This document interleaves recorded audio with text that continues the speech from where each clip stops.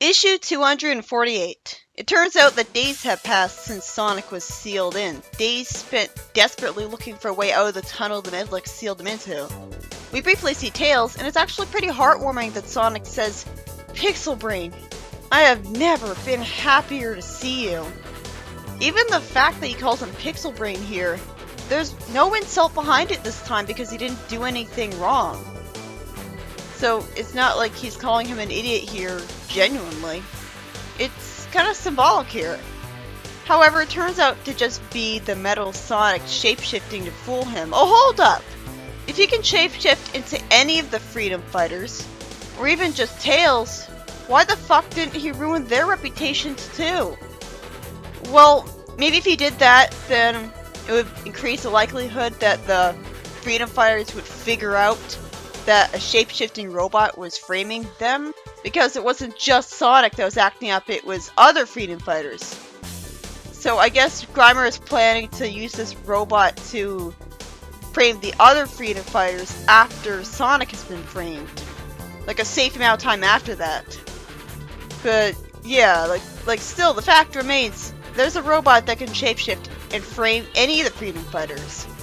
This makes it obvious that the only reason it's just Sonic who will have his reputation ruined is meta logic. That the writers had a vendetta against Sonic in particular.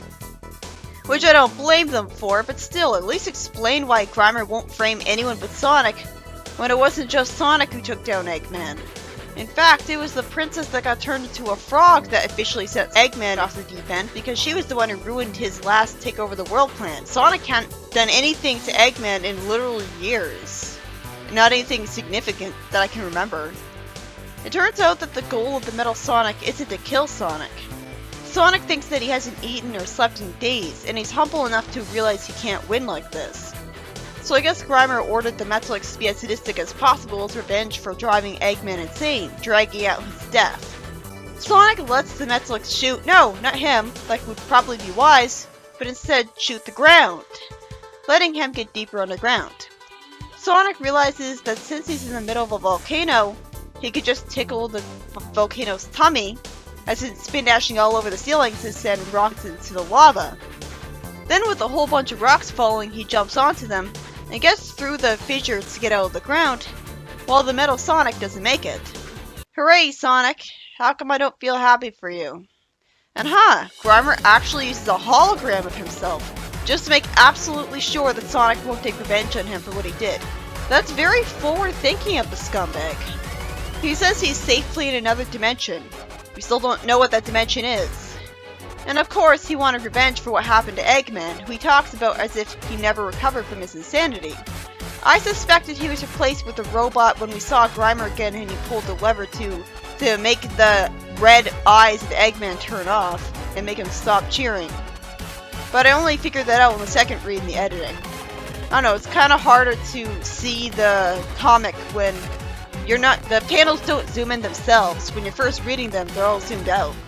Grimer explains that the reason the Mafia family crossed over from the Special Zone in time before it was destroyed was because Grimer tipped them off.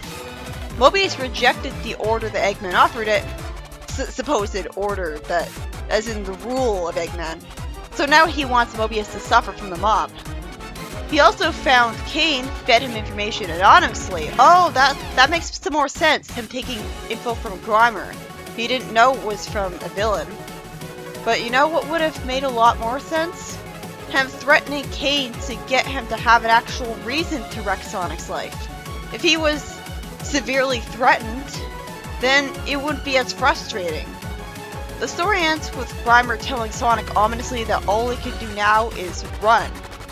Leave the planet and never return. And that he'll do. 2 issues later. All I have left to say is, Sonic, you should have let the Metalics kill him. You had no idea what you just did. But don't worry, Sonic. We clearly saw the good future of Mobius honor you with a statue. So if that doesn't prove you'll get your name cleared, nothing will. Seriously, I think the writers forgot all about that, which is pretty pathetic, honestly. I hope they remember that one day. Because they have no excuse not to clear Sonic's name eventually with that statue existing. Wow, there's a lot of stories in this issue. In the next story, Set explains that, thankfully I found my way to this backwards rock. That better not be the end of his explanations. That sounds like that's not an explanation. He blatantly confirms that he was sent to the void, but somehow managed to get here. So, can you float through the void and go to other universes? Was the planet at literally the very edge of the universe that was right next to the void? Huh? You can just go from the void to another universe? Is the void like in between universes? It turns out that, go figure, Set was the one who stranded Techno and Shorty in this world and infected Shorty's armor with his alien technology. Why are you surprised by this? And again, logically he should have went after Sonic, not some random bystanders, basically. They get knocked out and put in a cell where they're guarded by slaves who genuinely admire Set, as you can see. And Techno says it's awful that they're slaves, but instead of any of them immediately questioning why she thinks that since they're happy, one of them says that he thinks Set's on a righteous mission of order, when we're never given any reason to think that Set's good. And he insists there's benefits to his position in the form of technology. So Set really does have a benefit there. Maybe he's kind of industrializing the planet? While Set plans to locate the Ring of Eternity and ruin Mobius with an invasion through it, Techno convinces the slaves to free her pathetically easily, considering their happiness earlier just because she gave them hope with Eggman being defeated. In the next story, it turns out Techno's merely been captured by Fang when he was threatening to shoot her earlier. Well, I guess the writer wrote himself into a corner last time. Amy attacks Fang's guards, finds Techno in her cell, who says I told you so, and Amy starks at her, yeah, do you want me to free her or not? And she does so using a device of Techno's, I guess. This was charming. You know, it's weird that we never once see Amy talk about how she misses Techno in the main story arc. Goes to show you the problem with overly fast pacing. We never get to see the characters realistically reflect on the events. Amy lampshades Techno, jinxing it because a guard shows up and the main door is blocked. Somehow Techno had access to the map of the building when she was captive, letting her know exactly where to fly Amy to find the airship and fly away with it, as Amy snarks that backing away the airship reminds her of her first driving lesson. Amy can drive? Since when? I mean drive a car, which is what she'd be referring to normally. The story ends with the airship being threatened by a flying airship that looks more like an Eldritch Abomination monster, and Techno telling Amy to stop jinxing them. In the next story, we start out with Knuckles next to Porker preparing to waste time trying to interrogate Zachary again. Seriously, Porker should invent a living lie detector. Well, a living lie detector would work too. Porker should invent a lie detector to put on Zachary's head. You'd think Porker would be able to invent that since he can invent literally anything ever. And he doesn't want to be reminded of the business with Vichima. So, how is he still not threatening the world? I guess I'm supposed to believe Tikal defeated him with the emerald off screen. I thought we'd continue right from where we left off, with Knuckles being reincarnated. And Knuckles doesn't want to hear about Vichima because he can't remember it since he was reincarnated, I guess. In typical clumsy foreshadowing, Porker warns Knuckles that Vichima tore through this part of the island, and probably weakened the force field on Zachary's cell.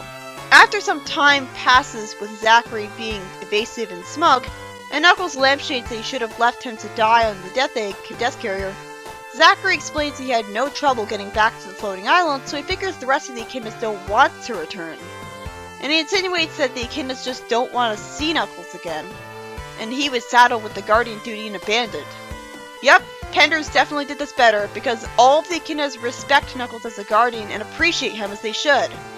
Well, other than the Dark Legion, but that goes without saying, the villains. Here, I might as well just assume that the Echidnas abandoned Knuckles because he lost his reputation too. Knuckles is called out on for how many times he's failed as a guardian with all the island invasions, and eventually when Knuckles breaks the glass in frustration, or breaks the force field, because you can break a force field apparently, this lets Zachary blast him with his arm cannon, which wasn't disabled, and escape using a voice command to make the guard robot of Knuckles let him fly it. After the guard robot knocks Porker out, we see Zachary on the screen in the Chaos Chamber with no Master Emerald in sight because Zachary took it to Metropolis. I like that Zachary— oh, Megapolis, not Metropolis. That's another reason that name sucks. Too similar. I was about to compliment it being refreshing that he takes the emerald to an unexpected place instead of trying to bookend it with a callback to the first meeting place like he does here. And of course, Knuckles says that Porker will live, checking his pulse. How would he know that? Is he a doctor? Does he get medical training from the Guardian Emerald?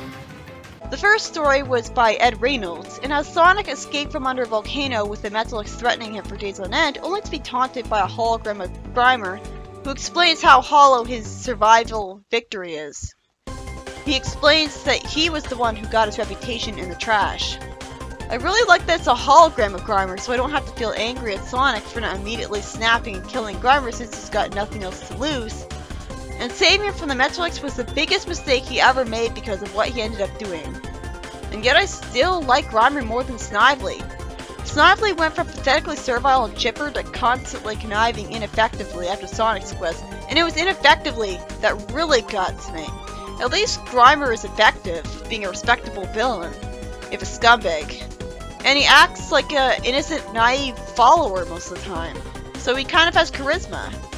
But he doesn't deserve any compliments right now after what he did to Sonic. Like, this is probably the most unforgivable thing any villain has ever done in the Sonic franchise. The second story was by Mike Corker, and had Techno get thrown in a cell by Set, who doesn't do anything at all to explain how he survived last time since the writer got lazy. Again, if he was an alternate universe parallel Set, at least I wouldn't be questioning how he survived other than the writer being lazy. And I don't think that would have been like a problem to confirm. I mean, he lives in a pyramid. Why wouldn't there be an alternate Set? And the third story was by Mike Corker again, and had Amy and Techno escape Bang's fortress with gadgets only to get threatened by an airship, while the last story, by Shaz, doesn't bother to pick up directly from where we left off with Ichima's story arc, and instead has Knuckles free Zachary accidentally, causing him to steal the Master Emerald, all because he manipulated Knuckles into getting really mad and destroying a force field of all things because it was weakened earlier. Why is it called Knuckles the Prisoner if he's not a prisoner yet, and never will be? So that was most of the smear campaign arc then. There's one issue to go, but we're never really gonna see him be treated horribly again. But yeah, poor Sonic. They should really explain why people are so quick to assume he tried to take over the world to avoid this being too frustrating. It feels like an idiot plot because of that, and I don't think that was the writer's intent. I like the stress that I don't want to hate this. And in fact, part of me likes the idea. Fleetway Sonic's a total douche. If it were any other Sonic, like Archie Sonic, I'd be as angry about it as I was in issue 40 or issue 39. But this is far from issue 40 material because everyone has a very good reason to assume he's guilty, especially after the evil personality and dialogue he's had over the years. Best of all, it doesn't even come out of nowhere that he'd lose his reputation like this. Not only is it that him not being seen as a great hero is nothing new, like the kids he rescued in Shinazar weren't exactly grateful, and neither were some of the people in the Special Zone. But it's actually been kind of foreshadowed that this would happen to Sonic before the fan continuation even started, even if it wasn't the intent of the earlier issues. The point is that it makes a lot of sense. Grimer already proved that he could make an identical robot copy of Sonic, which he wasted on being a test dummy for Metal Sonic because I guess Eggman told him to. Without Eggman around, he would not do that. And he literally made an identical clone of Sonic, and his only problem was it aged too quickly. It was only a matter of time. Not to mention that if he could make one Metamorphia, he could make a second one and tell her to disguise herself as Sonic to wreck his reputation that way. And not to mention, Oscar exists. He could have been the one ruining Sonic's reputation. It would make a lot less sense if he didn't get the idea to do this eventually, because this is something he's been shown to be fully capable of doing since really early in the comic. It's brilliant writing that this even happened at all instead of the possibility being totally, completely ignored. Maybe he could do all three plans at once. The Metamorphia thing, the Metal Sonic thing, and the Oscar thing. And the test dummy thing. Did the identical robot test dummy technically qualify as Metalix? He's a Sonic who I presume would have metal in him, hence a Metal Sonic. So him doing something like this was inevitable, and it's brilliant writing that it even happened at all. It's very subversive and interesting. The only problem with this plot point dragging this whole thing down is that, at least as far as I know, this never gets resolved. Sonic never gets his reputation back. I guess because the writer thought it'd be more interesting for Sonic to be a hero in places other than Mobius. Which I can understand. Also, again, the comic had some build-up to Sonic being replaced as the hero of Mobius by Tails, even from the earliest days, because it was always emphasized that Tails was given the shaft in the praise and reputation department in favor of Sonic, being asked for Sonic's autograph instead of his multiple times. And you could see him start to get resentful of Sonic over it. It really is a testament to what a good person Tails is that it wasn't him who ruined Sonic's reputation from snapping at Sonic over that. And it's a testament to how good a person Tails is that he sides with Sonic after this issue. Tails has more reason to hate Sonic than anybody, and yet he still has more faith in him than anybody else. Just a few issues ago, we had Tails being happy at being recognized for his accomplishments as a hero. And just one issue ago, he was shown being humble, ironically saying that Sonic will always be the hero of Mobius. But even before those few issues, it always felt wrong that Tails was treated so dismissively while Sonic got all of the glory, instead of him getting like 80% of it. In every other continuity, we could at least assume that Tails got praise too. And nobody ever insulted Tails because Sonic was popular. So after all the times that Sonic was worshipped and praised to a creepy extent compared to every other continuity, to the point where it felt wrong, it felt like something was off. Even seeing someone say you should take your hat off when talking about the great spiky one. After all of that creepy hero worship of Sonic, this whole smear campaign isn't just about Sonic getting punished. It's about things being set right. It's about Tails finally getting to the position he rightfully deserved. If anyone should be admired as a hero, it's a sweet kid like him, not Sonic. It's a huge amount of pressure to put on his shoulders, but he's at least already been mentioned to be a fast mover, so maybe he does have super speed. So at this point, he's just a Sonic who can fly, and he's nice instead of rude. I'm still gonna really miss Sonic's snarky dialogue though. Amy doesn't cut it for me, she's too tame. And of course I have to bring up again that we saw a statue of Sonic honoring him in the Good Future of Mobius that Amy and Techno visited. I'm pretty sure official Sega comic trumps fan comic continuity in terms of canonness. So yeah, Sonic will get his reputation back. It's literally destiny. But we're probably never gonna see it, because it wouldn't be as interesting for Sonic to return to Mobius, I guess. And even if he did return to Mobius, I wouldn't blame him for being really resentful or not wanting to return to Mobius once his reputation gets restored, because it's probably gonna get ruined again anyways. Like, I wouldn't blame him for being paranoid if he returned to Mobius.